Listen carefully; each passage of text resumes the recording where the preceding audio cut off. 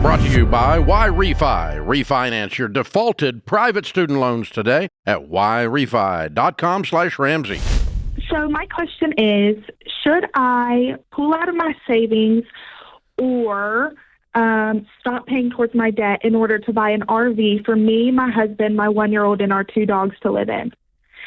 Why do we want to live in an RV? So my parents, our home flooded in 2023. Oh, no. And so my husband and I, we had a 2-month, we had a baby, and we needed a place to go. So my parents had just finished building their house, and while they were building their house, they lived in an RV. And so they had an RV for us to live in. So we moved into there. Now my parents are both retired, and they're wanting extra money. And so I just feel like us moving out of this $40,000 RV would be very beneficial to them. Now, while we're living in this RV, we've been able to save and pay off some of our debt. Okay. And so we want to continue doing that. We're not really ready to go and rent again. So we've discussed with my parents maybe us buying our own RV and giving theirs back, letting them be able to sell theirs. Yes. What would the cost So of the the RV thing be that you guys are thinking about buying? Well, so I'm not really sure. We have $2,500 in savings, which isn't a lot, and we still have $40,000 in debt. We're paying off our debt, so our savings isn't going up much. So I'm just kind of stuck on, do I ask my parents for us to continue staying there? I'll be honest, my dogs are kind of tearing up their RV, so if I could get us out of there sooner rather than later, that would be my... Why aren't you ready to rent? That was the statement you made. We're not ready to rent. Yeah, is it the cost? Yeah, we're just really proud of our progress on paying off our debt. Yes, but we are too. You got to run the numbers on both sides to see if this is going to work. So you said you've got, and you've got to consider the time frame too. So you said you've got $40,000 of debt. How much do you have to put onto that debt to clear it in the time frame that you're thinking? And what is the time frame that you're thinking? Well, at the rate we're going, so some of it's school loans, so we're kind of leaving that out. But at the rate we're going, don't leave that out. That's the one you want to get. Listen, Sally Mae stops for no one. So you don't leave that out. That's part of the debt snowball. Yes. As far as my timeline, I'm kind of leaving that out. We have my husband's car. And I'm telling you straight up, don't leave it out, Rachel. Don't leave it out. No, ma'am. Okay, and you know what? It's still accruing. It's still accruing. He still has 2 years left of school, so and you're still taking debt for it.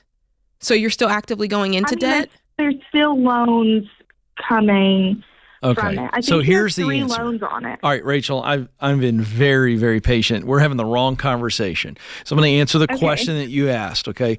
No, you should not stop paying down your debt to buy an RV. You have no idea what the RV is going to cost. You only have $2,500 in savings. You're more than $40,000 in debt, and you're presenting to us as though you can't even afford to pay rent, which isn't true, which is where I want to focus our conversation. The bottom line is your dogs are tearing up your parents' RV. You guys have outstayed your welcome. They need the money. So what I want to ask is, what does your husband and you, what's your bring home income, both of you? Because I want to come up with Jade, how much you can actually afford in rent. Because that's what you need to be doing, is going and renting and then taking your time and going as fast as you can go on paying off the debt. But buying an RV, you don't have the money. Were you going to sell something to get this? Or what was your thought? No, we were going to... Finance it. I know what you were going to do. Yeah. No, because you don't have any money. So therefore, you were going to justify getting an RV, which if you really want to get our blood pressure high, is when people ask us about buying RVs, because it's a complete and total waste of money. So let's go to, tell Jade what your take-home income is so that she can help you figure this rent out. Yeah, so I bring home $70,000, and my husband brings home about... I don't know. He makes $11 an hour, and this is a newer job because he had to change jobs so he could be closer to my son's daycare. Tell me every month. Tell me every month how much money you guys see in your paychecks. That's an easier question. So he gets paid every other week. His are about $700. So he brings home about $1,400, and I bring home. Well, I have our insurance, and I have 401k. I bring home $1,800 every 2 weeks. So what is that? 32. Okay. Yeah. So you guys have $5,000 a month, and you've got 25% of that you can spend on rent. So you've got $1,250 that you can spend every single month on rent. So that's your starting spot. Now you go, I almost said look in the paper or look in the yellow pages. I don't know what hit me, but you go and you find we have to explain place. what that is to some people. People don't know how old I really am. I know. You go and find an apartment or something, a rental, a townhouse that you guys can stay in that'll take your dogs, and that's $1,250. That is the barrier. Yeah. Because if you go beyond that, it's going to be really tough, Rachel, for you guys to make headway on your debt. Is so your that's husband? The game plan. Yes. So there's your number. $1,250 is your max, Rachel. Maximum. Okay. Now, I want to know if Hubs is working another job or two, or open to working another job or two, because $11 an hour, he's capable of bringing in more money, and he needs to be, especially when we're paying off debt. What's the story? Yeah, so we moved to a smaller town when we moved in with my parents, and so we were looking for a job for him that's close to my son's daycare, because I have to travel over 60 miles for work. Ooh, I got a great idea. Why don't we move closer to your job? Now you don't have to be in the and by RV. the way, it's probably closer to civilization, I'm gathering, which means there's better jobs. Yeah. When will he be eligible? This is great. It sounded like he was still in school because he's accruing loans. Is that right? Yes. Yeah, he's doing online For schooling. what? So when will he make more? Well, his degree is in marine biology. So in Texas. Is George Costanza. All right.